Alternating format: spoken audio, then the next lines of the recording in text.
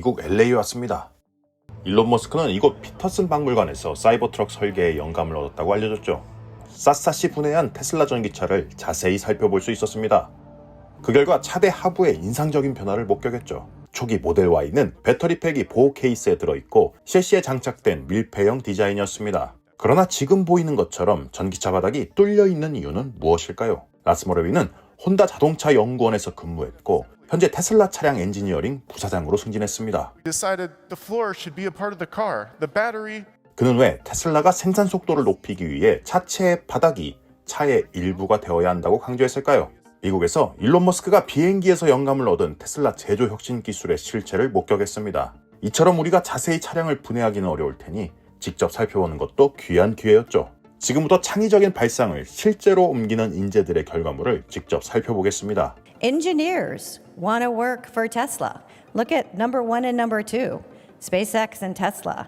AI 시대에 인간이 경쟁력을 갖추는 비결이 무엇일지 영감을 얻게 해주기도 했기 때문이죠. Applicants. 3 million. That's incredible. 테슬라는 기가팩토리에 독일 로봇 산업의 상징과도 같은 쿠카의 산업용 로봇을 배치했습니다. 로봇은 인간 대신 무거운 물건을 들어올리고 반복적이고 복잡한 작업부터 의자 설치 같은 간단한 작업까지 수행하면서 생산 속도를 높이고 있습니다. 그러나 일론 머스크의 관점에서 이것만으로는 생산 속도를 높이는데 만족스럽지 않았죠. 2020년 9월 무렵 일론 머스크는 연료 탱크를 날개에 통합함으로써 항공기의 무게를 줄이고 효율성을 높인 발상의 전환처럼 자동차에도 같은 개념을 적용할 수 있다고 강조했습니다. 이때 탄생한 전략적 개념이 구조용 배터리 팩입니다. 2022년 8월 일론 머스크는 모델 Y의 후면에 이어 전면에도 기가 캐스팅을 적용하면 171개의 금속 부품을 2개로 줄여 용접 횟수를 무려 1600개 이상 줄일 수 있다고 발표했죠. 테슬라는 차량의 전면과 후면은 기가 캐스팅으로 중앙은 구조용 배터리 팩으로 제작하면서 전기차 생산에 필요한 산업용 로봇까지 줄이는 방법을 모색한 것입니다. 구조용 배터리 팩 탄생의 이해를 돕기 위해 잠시 전투기를 보여드리겠습니다. 전투기를 실제로 보고 왔는데요. 육군 출신이라서 얼핏 보면 미사일을 외부에 장착한 것처럼 보이는 이것은 사실 연료 탱크라는 것을 공군의 설명을 통해서 알게 됐습니다. 항속거리를 연장하기 위해 사용하는 것이죠. 전투기 특성상 여객기와 달리 공항이 보일 때마다 연료를 채우기 위해 착륙하기 어려우니까요. 물론 유사시 전투기는 연료 탱크를 분리합니다. 전투 중에 하부에 화약폭탄을 부착해 적에게 약점을 노출하고 다니는 꼴이니까요. 1910년대까지 초기 항공기의 경우 연료 탱크를 별도의 화물로 취급해 기체의 부피가 커지고 불필요한 무게가 추가되었습니다. 그러나 습식 날개로 알려진 연료 탱크를 항공기 날개에 통합하면서 항공 설계에서 상당한 발전을 이루었으며 그 결과 생산 효율성과 기체 성능이 향상되었죠. 날개 내부 구조를 활용하여 연료를 저장함으로써 별도의 연료 용기가 필요하지 않게 됐고 그만큼 전체 항공기 중량이 감소했으니까요. 날개에 저장된 연료는 공기역학적 힘에 대한 평형축 역할을 하여 하중을 더욱 고르게 분산시키고 구조적 무결성을 향상시킵니다. 이러한 균형은 비행 중 기체에 가해지는 스트레스를 줄여주고요. 날개에 연료 탱크를 통합하면 항공기의 윤곽이 간소화되어 항력이 줄어들고 공기 역학적 효율성도 향상됩니다. 이러한 설계 선택은 더 나은 연비와 확장된 주행거리에 기여하죠. 마찬가지로 테슬라 구조용 배터리 팩은 효율성을 높이고 무게를 줄이며 전반적인 성능을 향상하기 위한 차량 하드웨어 구성 요소의 전략적 통합을 보여줍니다. 전기차는 이미 무거운 배터리 팩을 탑재하고 있기에 가능한 한 어디에서나 무게를 줄이는 것이 중요합니다. 테슬라는 기존의 스탬핑된 철강이나 알루미늄 구조물의 대부분을 대체하는 대형 고압 다이캐스트 알루미늄 주조를 자동차에 적용한 최초의 기업입니다. 모델3 제조 과정을 생산 지옥이라고 정의한 일론 머스크는 장난감 자동차에서 영감을 받아 부품을 줄이는 방법을 모색했습니다. 자동차의 구조를 단순화하여 제조를 더 쉽게 만들기 위해 큰 노력을 기울일 수밖에 없었죠. 그 결과 140개의 부품을 줄이는 기가 캐스팅이 탄생했습니다. 기가 캐스팅 덕분에 차체 무게를 약 100kg 줄일 수 있었고 이는 전기차 특성상 주행거리 향상에도 상당한 영향을 미치죠. 테슬라는 기가 캐스팅을 장착하는 것뿐만이 아니라 차량 구조의 일부로 작용하는 구조용 배터리 팩으로 만들어 차량의 전반부와 후반부를 연결해 전체 차량의 강성과 강도를 증가시키고 무게를 감소하는 효과를 얻기를 기대했습니다. 그 결과 배터리 팩의 상단이 차체의 바닥이 되었죠. 이를 통해 테슬라는 부품을 하나씩 조립하는 대신 자동차의 다른 부분을 동시에 제작할 수 있다고 말합니다. 덕분에 테슬라는 조립 라인의 크기를 10% 줄였다고 주장합니다. 구조용 배터리팩이 바닥을 채운다면 테슬라는 어떤 이점을 얻는 것일까요? 기존 테슬라 전기차는 배터리팩, 카펫, 시트, 센터 콘솔이 하나로 장착된 모듈 상태였습니다. 구조화 배터리팩이 바닥을 채운다면 과거처럼 문을 열고 내부 부품을 조립해야 하는 번거로움을 줄일 수 있죠. 테슬라는 구조화 배터리 덕분에 현재 44%의 더 많은 작업 밀도를 얻고 근로자가 작업 시작점으로 돌아가는 데 걸리는 시간과 공간도 30%의 효율성을 향상했다고 합니다. 테슬라는 구조용 배터리가 에너지 장치이자 구조물로 활용되도록 하면서 자동차 제작 방식에 큰 변화를 가져오고 있습니다. 배터리팩 내부의 지지대 안정화를 위한 중간 구조물을 없애면서 배터리팩의 셀을 더 밀집하게 배치할 수 있었죠. 배터리팩 자체가 구조물로 작용하기 때문에 더 많은 공간을 확보할 수 있는 것입니다.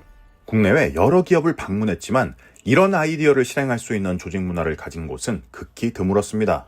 모레비가 강조한 것처럼 테슬라가 자동차 설계, 제조 공정, 조립 공장을 동시에 설계하는 제조업체였기에 이처럼 급진적인 혁신이 가능한 것이죠. 배터리를 감싸는 상단이 의자를 안정적으로 받쳐야 하는 이중 역할을 하기 위해 조금 더 두꺼워져야 했습니다. 그러나 2020년 일론 머스크가 밝혔듯이 구조적 개선 설계를 통해 차량의 차체 무게를 10% 줄일 수 있었습니다. 덕분에 주행 가능 거리를 14% 늘리고 부품수 370개를 줄이는 효과를 발생했죠. 테슬라는 구조용 배터리 위에 좌석과 내부 부품을 장착하고 모델 Y의 차대 하부에 큰 구멍을 통해 올려 조립합니다.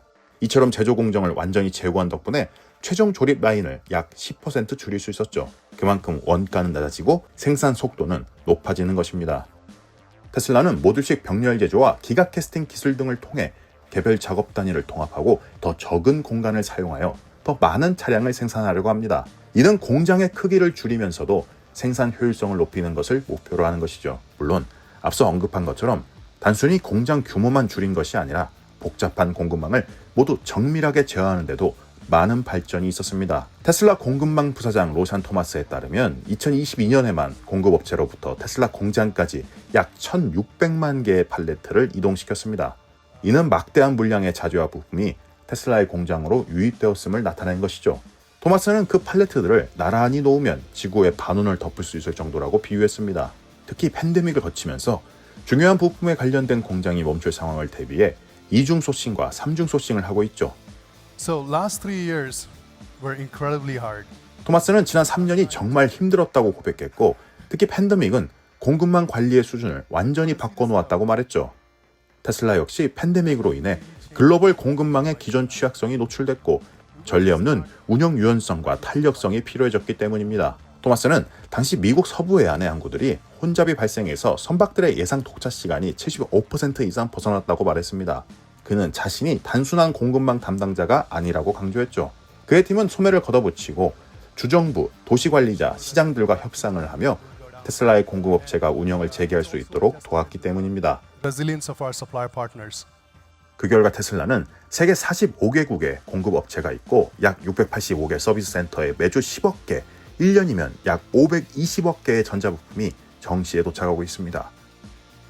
테슬라는 인베스터 데이에서 앞으로 제조 공간이 40% 줄어들 것이라고 주장했습니다. 이는 새로운 공장을 더 빠르고 적은 자본 지출로 건설할 수 있음을 의미합니다. 자동차 조립 비용도 절반으로 줄어들 것이라고 했죠. 이는 테슬라가 중국의 저가 전기차 출시에 대비하기 위해 약 25,000달러짜리 자동차를 제공하면서도 여전히 상당한 이익을 낼 수 있는 주요 방법이 될 것으로 예상됩니다. 테슬라의 전략을 요약하자면 공급망 디자인의 단순화입니다. 테슬라는 공급망의 각 단계에서 더 많은 통제를 확보할 것이며 그들의 오래된 파트너들과 함께 지속할 수 있는 성장을 추구합니다. 테슬라 공급망 부사장 칸 부디라지는 Tesla is very different than Apple. They outsource manufacturing, we do it in-house. 테슬라는 애플과 매우 다르다면서 애플은 제조를 외주하지만 테슬라는 내부에서 수행한다고 강조했습니다. 그래서 테슬라에게 공급망은 매우 중요한 위치에 있다는 것이죠. 구독과 좋아요는 미국, 일본, 독일 현지에서 테크 트렌드에 관한 중요한 정보를 조사해 한국 시청자 여러분에 전달하는 데 큰 힘이 됩니다. 이번 영상의 주제는 테슬라 마스터 플랜의 파트 9에 관한 내용이니 더욱 자세한 내용을 원하는 시청자 여러분은 망한다고 했지만 세계 판매량 1위로 올라선 모델 Y를 참고하시면 됩니다.